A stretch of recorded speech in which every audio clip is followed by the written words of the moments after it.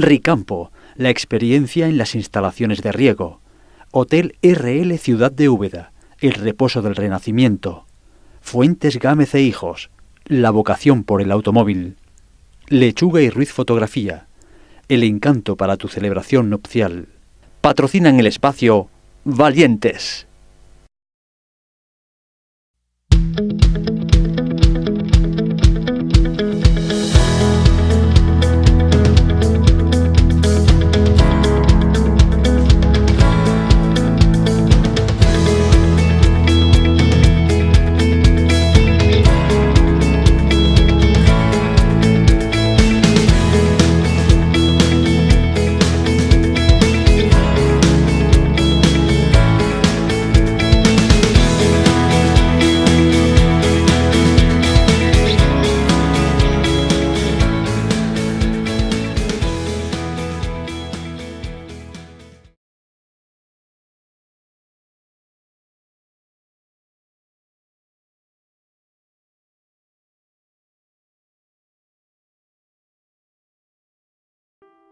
Hola, bienvenidos una semana más a Valientes, este espacio de televisión dedicado al mundo de los valores en el trabajo, el emprendimiento y la motivación.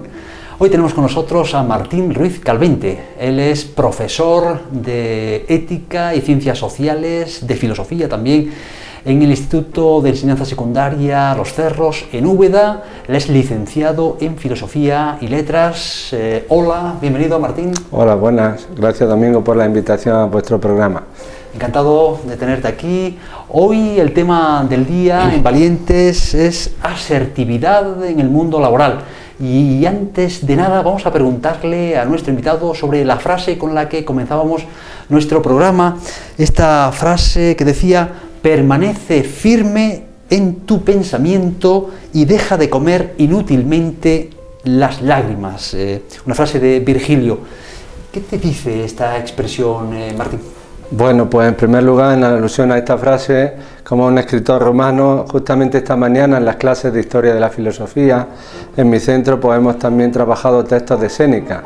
Yo creo que esta frase está dentro del estoicismo, que es la doctrina que te enseña en la vida moral a permanecer firme en tus valores, en tus principios, en tu rectitud y dejar de llorar y lastimarte para cosas inútiles. Es decir, estamos dentro del contexto de una ética de los tiempos de la Roma clásica, pero quizás muy necesario también en nuestra actualidad, de permanecer firmes en unos valores que son los que han venido nuestros padres, quizás nuestros abuelos manteniendo, ¿no? Como son el valor del trabajo, el esfuerzo en el trabajo, el ahorro, en fin, el compartir, una serie de principios y responsabilidades que vamos a ver a lo largo de este programa. Qué bueno, qué maravilla rescatar esa sabiduría de los clásicos griegos y del mundo latino, romano. Bueno, antes que nada también, en este caso fundamental la pregunta: ¿qué es la asertividad, Martín?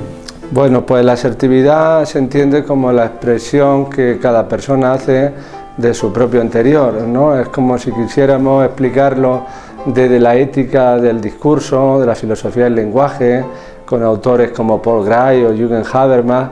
Pues yo podría retraducirlo como la sinceridad, ¿no? Es decir, la palabra asertividad, assertivity, que es del inglés, quizás a muchos nos puede pillar un poco desorientados.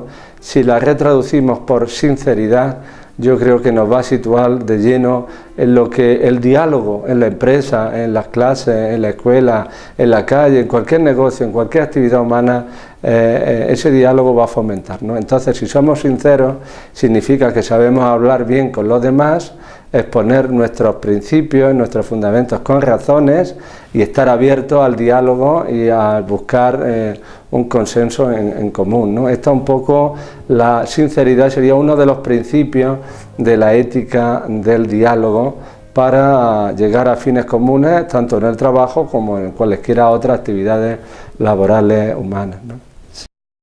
Hay empresas valientes de Úbeda y de Jaén que apuestan por los valores éticos del empresario y sin las cuales el programa Valientes no podría llegar hasta ustedes. Una de ellas es Ricampo. Esta empresa, experta y líder en el mundo de las instalaciones de riego en la provincia, opta en su forma de funcionar por la libertad. responsables de Ricampo entienden que sin el valor de la libertad difícilmente se tendrá un adecuado desarrollo institucional. Ricampo concluye en que libertades como la libertad de expresión, de asociación, de pensamiento, de enseñanza, de religión o de prensa son muy necesarias para la promoción y crecimiento de la actitud y actividad emprendedora.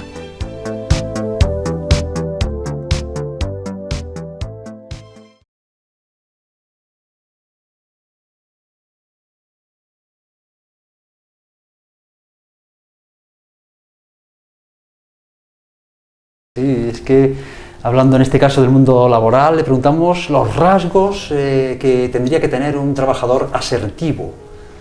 Bueno, pues insisto de nuevo, el trabajador asertivo no debe entenderse como el que más habla o el que más exige o el que más, con perdón, crea molestia o el que más está diciendo cosas negativas pues de la estructura de la empresa, de los pagos que se hacen o de cualesquiera otras situaciones. Aquí hay que entenderlo como un trabajador que cumple su horario, cumple sus tramos de trabajo, pero que a la vez es capaz de generar un ambiente de comunicación de forma sincera, bien sea con los compañeros, bien con los subordinados que tenga a su mando o bien con los jefes que pueda tener por encima de él o ella, ¿no?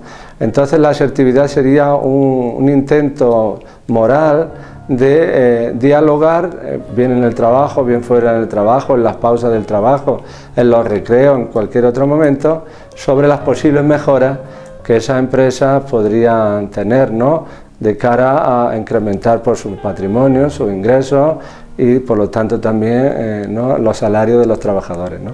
Luego no debe confundirse asertividad con mero parloteo y mera exigencia de aquellos que están todo el día hablando, porque a veces por hablar mucho vamos a descuidar las tareas laborales, ¿no? O sea, asertividad debe entenderse como la sinceridad a la hora de proponer mejoras en los trabajos, en las clases o en cualesquiera otras situaciones, ¿no? Yo al menos lo entiendo así. Sí. Otra empresa valiente de Úbeda que apuesta por los valores éticos del empresario y gracias a la cual el programa Valientes puede contribuir a una televisión más digna es Hotel RL Ciudad de Úbeda. Esta empresa, un referente claro y buque insignia del mundo hotelero en la provincia, opta en su forma de proceder por la justicia. El director del Hotel RL Ciudad de Úbeda entiende que cada vez somos más los que percibimos y sentimos como adecuada y necesaria la forma de pensar que implica desear el bien para sí mismo y para los demás, y los que descubrimos como inadecuado desear el fracaso, la desgracia y la miseria para sí mismo y para los otros. Hotel RL Ciudad de Úbeda concluye en que, desde una perspectiva ética, la justicia es el valor nuclear en todas las relaciones humanas y el criterio que sirve para juzgar la adecuación o no de las conductas a la dignidad de la persona.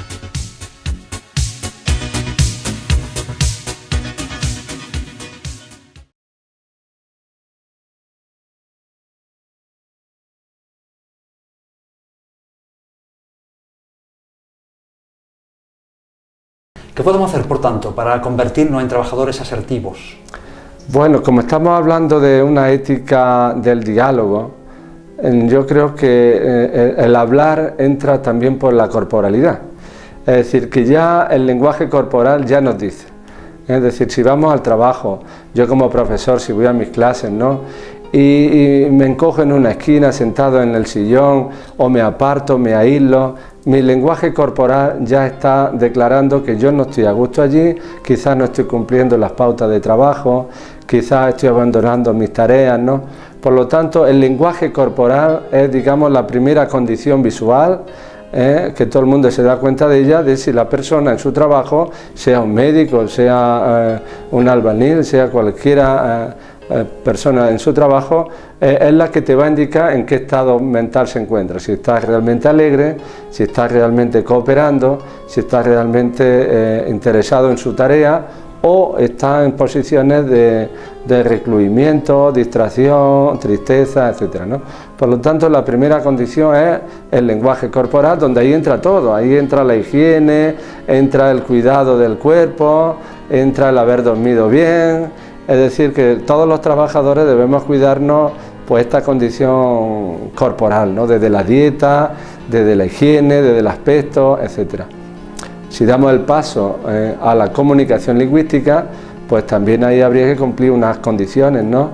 Ahora estoy pensando justamente en la ética del diálogo de Jürgen Habermas, un gran filósofo alemán, todavía vivo, que dice que a la hora de sentarnos a hablar para mejorar nuestras condiciones en los trabajos, pues hay que cumplir al menos 4 condiciones. La primera, dice él, sería la de la coherencia. Esto es la de que cuando hablemos no cometamos contradicciones. No es posible que unas veces reclamemos trabajar 8 horas y otras veces reclamemos trabajar 5. Y no es posible que unos trabajen 14 horas y otros trabajen 7 horas. Es decir, tiene que haber una coherencia en la exposición sobre las mejoras de las condiciones de los trabajos, de las empresas, la legislación laboral, la legislación comercial, etc., ¿no? La segunda condición, dice Jürgen Habermas, debe ser la objetividad. La objetividad significa que tenemos que haber trabajado, leído, tenemos que habernos informado sobre los rendimientos de esa empresa, los pagos que hace, los impuestos que realiza. Vaya a ser que empecemos a criticar cosas porque seamos unos ignorantes sobre el asunto. Es decir, si una empresa tiene muchos gravámenes y muchos impuestos y muchas tasas, pues es normal que a lo mejor los directivos consideren que llega un punto en que aquello no es rentable. No podemos decirle simplemente soy unos explotadores, etcétera, sino que justamente habrá que realizar un estudio de sus balances, sus ingresos y sus gastos, ¿no? Por lo tanto, objetividad como segundo criterio en una ética del diálogo. En tercer lugar, dicen estos autores también, Habermas, Otto Appel y otros expertos en ética del diálogo, que tenemos que tratarnos con corrección. La corrección significa tratarnos con respeto, y que es justamente lo contrario de lo que suele pasar en muchos programas y en muchos periódicos, en muchas radios, en Facebook, en Twitter, etcétera, que la gente lo que hace es insultarse, desprestigiarse, ¿no? Desarrollando siempre la falacia típica del argumento ad hominem. Tú eres peor, tú eres malo, tú eres un explotador, etcétera, etcétera. Entonces, en un diálogo, si queremos llegar a buscar unas mejoras en las condiciones de las empresas, los trabajadores, los comerciales, los clientes, consumidores, todos tenemos que exponer nuestras razones, pero respetándonos. Lo que no puede ser siempre está en ese juego de insultos, que parece que en España no salimos de ese cainismo de los que hablaba Antonio Machado y otros autores, ¿no? Por lo tanto, corrección moral a la hora de tratarnos y no insultándonos ni despreciándonos, ni minusvalorando los trabajos de otras personas, cualesquiera sea la categoría laboral que ellos tengan, ya esté en el grupo A o en el grupo E o D, o sea, lo que sea. Y en cuarto lugar, justamente empecé antes diciendo que vendría la sinceridad, es decir, que tenemos que exponer nuestras mejoras, nuestras propias propuestas, pero creyéndonos internamente lo que estamos diciendo. No podemos reclamar que una empresa nos pague 3.000 euros al mes, pongamos por caso, pues si estamos cobrando 1.800, porque a lo mejor eso significaría la quiebra material en cuestión de meses, ¿no? O sea que hay que también solicitar mejoras o cambios o reformas dentro de una cierta honestidad, de una cierta posibilidad, ¿no? Por lo tanto, en esta conexión de valores y trabajo, que está dentro del contexto de una ética del diálogo, deberíamos tener en cuenta esos 4 criterios o pretensiones de validez, que son los que nos van a llevar a un consenso. Esto es la coherencia, la objetividad, la corrección moral y la sinceridad personal. Otra empresa valiente de Úbeda, que apuesta por los valores éticos del empresario y gracias a la cual el programa Valientes puede contribuir a una televisión más edificante, es Talleres Fuentes Gámez e Hijos. Esta empresa, ejemplo de vocación en el mundo del automóvil en la provincia, opta en su forma de trabajar por la honestidad. El gerente de Talleres Fuentes Gámez e Hijos explica que a este valor de la honestidad se le ha relacionado de forma importante con la veracidad en el decir, la honradez en el actuar, el reconocimiento explícito de las fortalezas y limitaciones de sí mismo. Talleres Fuentes Gámez e Hijos concluye en que el reconocimiento explícito de las propias limitaciones y fortalezas implica que la persona debe reflexionar sobre sí misma para llegar a conocer no solo sus virtudes, sino también sus defectos, para poder identificar hasta qué punto los retos que se plantea pueden ser alcanzables.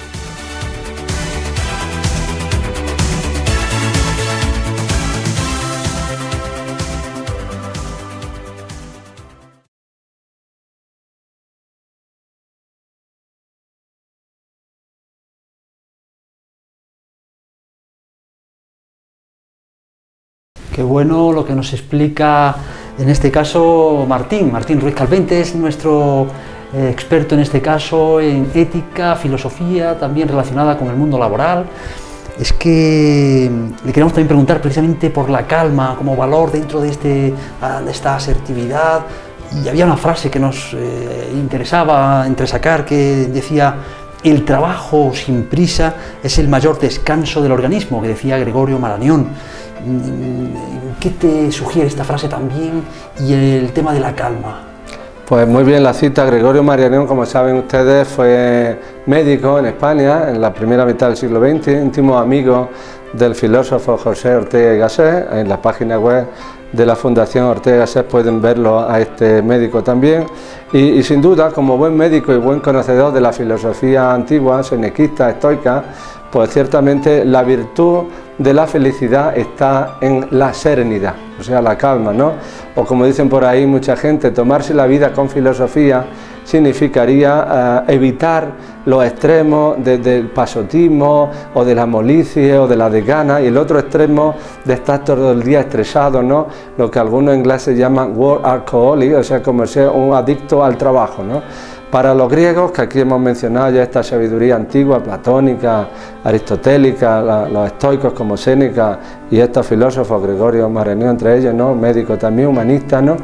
Ellos vienen siempre a buscar la felicidad o el mejor camino humano en la virtud, esto es en el medio. Y el medio exige siempre evitar los extremos de un exceso de nerviosismo o el estrés que llaman los psicólogos actualmente, o la dejadez, la molicie, la desgana, el pasotismo, o esa generación que llaman los ninis, que ni estudian ni trabajan, que es algo realmente muy dañino para ellos mismos y para la sociedad en su conjunto. Entonces, los trabajos deberían ser gratificantes en el sentido de que estemos a gusto en ellos y serenos en ellos, cumpliendo unos objetivos, cumpliendo unas tareas, unas metas, porque si no, si en el trabajo no somos eso, entonces damos el paso a lo que la gran tradición de la crítica social ha defendido o ha explicado como la alienación en el trabajo. Esto es sentirte explotado, sentirte marginado, estresado, y luego los problemas del estrés en el trabajo trascienden a la familia, a la calle, a cualesquiera otras adicciones o vicios o malas conductas, ¿no? Por lo tanto, deberíamos ayudarnos todos, que de esto va un poco la charla de hoy, de que exista una cooperación comunicativa para que en los trabajos nos sintamos un poco integrados, ¿no? Y no vayamos al trabajo con el miedo de que ya va a empezar a trabajar, ya vamos a empezar, estamos nerviosos hasta que finalmente terminamos, ¿no? Sería un gran avance moral y personal y evitaría muchos problemas de salud laboral y salud mental el asistir a nuestros trabajos, no con una competencia extraordinaria, tampoco con una dejadez del pasota, pero sí con la suficiente calma de un trabajo medianamente bien cumplido. Otra empresa valiente de Úbeda, que apuesta por los valores éticos del empresario y gracias a la cual el programa Valientes puede contribuir a una televisión más constructiva, es Lechuga y Ruiz Fotografía. Esta empresa, caracterizada por el encanto a la hora de reflejar cualquier celebración nupcial, opta en su forma de hacer las cosas por la responsabilidad. Los dueños de Lechuga y Ruiz Fotografía entienden que este valor de la responsabilidad permite al empresario y emprendedor identificarse como un ser independiente capaz de tomar sus decisiones frente a los demás y consigo mismo. Lechuga y Ruiz Fotografía concluye en que si asumimos este valor, entonces sentiremos la obligación de prevenir lo que nos puede afectar a nosotros y también a los demás. De manera que si por alguna razón la persona descuida sus obligaciones o deberes, y esto pone en riesgo la integridad de otros, entonces cae en una falta de responsabilidad.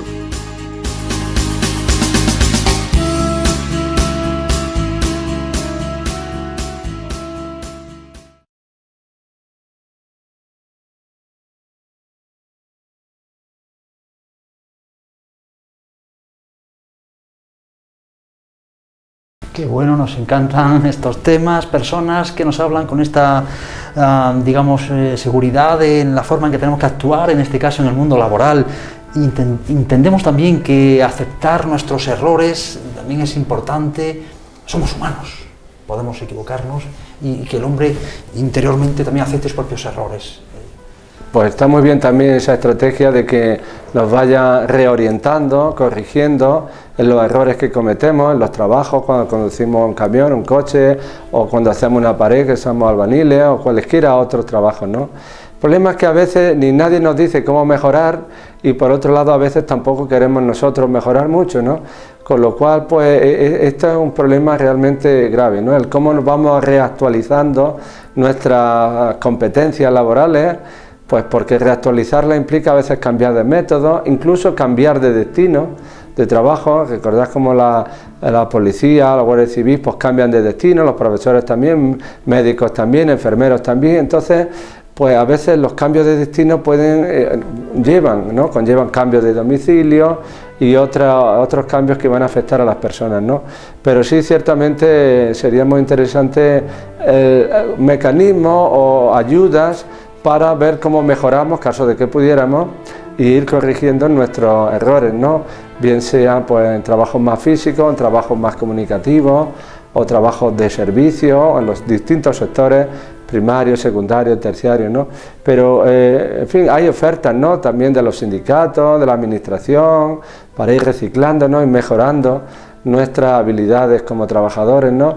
Pero ciertamente todo eso implica a veces unos desajustes y bueno, en eso estamos, ¿no? Pero debemos, y es una suerte a veces cuando tenemos amigos en los trabajos y son ellos los que, estoy pensando ahora en profesores mayores, ¿no? Jóvenes, y son ellos los que nos enseñan, ¿no? Más que otros de fuera, son nuestros compañeros los que son nuestros consejeros en el trabajo. Eso es una gran ayuda y deberíamos realmente fomentarlo, ¿no? La cooperación entre los trabajadores en su empresa, ¿no? Importante también esa unión entre los trabajadores, esa cooperación. Importancia también, queremos resaltar, de borrar de nuestro vocabulario valoraciones absolutas negativas. ¿Eso cómo lo interpretamos, esto de quitar de nuestro vocabulario valoraciones negativas? Pues la verdad es que sí, en el contexto de la democracia en España, por ejemplo, por irnos un poco hace 30 o 40 años, pues todo el mundo ha defendido la libertad de expresión y bajo ese lema parece que todo está permitido, ¿no? Pero ciertamente tanto el Código Civil como el Código Penal advierte de que hay faltas leves que pueden ser sometidas a su pena, pues el insulto y decir cosas negativas. Es decir, la negatividad no trae sino la destrucción hacia afuera y hacia adentro, o sea, destrucción hacia adentro porque al insultar y minusvalorar, despreciar el lugar donde estás trabajando, te estás desprestigiando a ti mismo también, ¿no? Pues si dices que tu trabajo es una porquería, que tu trabajo parece un estercolero, que el camión que lleva es, no sé, es una chatarra, etcétera, ¿qué vas a pensar de ti mismo, que es el que está ahí, ¿no? Luego, el hablar negativamente, insultando, despreciando, minusvalorando a otros, es algo realmente que no colabora en nada, sino que lo que hace es crear más cizaña, más confrontación. No digamos ya nada si estas valoraciones se vierten sobre compañeros, con lo cual se crea un clima de trabajo realmente inhumano, degradante, ¿no? Entonces a mis alumnos pues también les digo que en las clases se debe evitar, en las clases, en los pasillos, dentro y fuera del colegio, en sus casas, ¿no? Los insultos, ¿no? Que no se consigue nada bueno, sino todo lo contrario, la ofuscación, la amargura, el resentimiento y la confrontación social, ¿no? Y deberíamos insistir más en eso. Parece que hoy pues muchas televisiones con los WhatsApp, ¿no? ¿Cuántos insultos hay, no?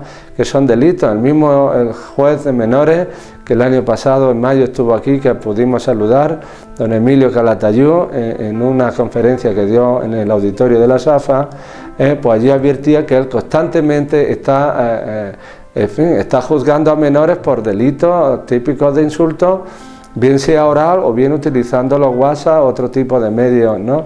De internet, ¿no? Por lo tanto, el lenguaje negativo ni es creativo ni es artístico. Estoy pensando ahora en canciones que a veces crean unas letras obscenas, insultantes, etcétera.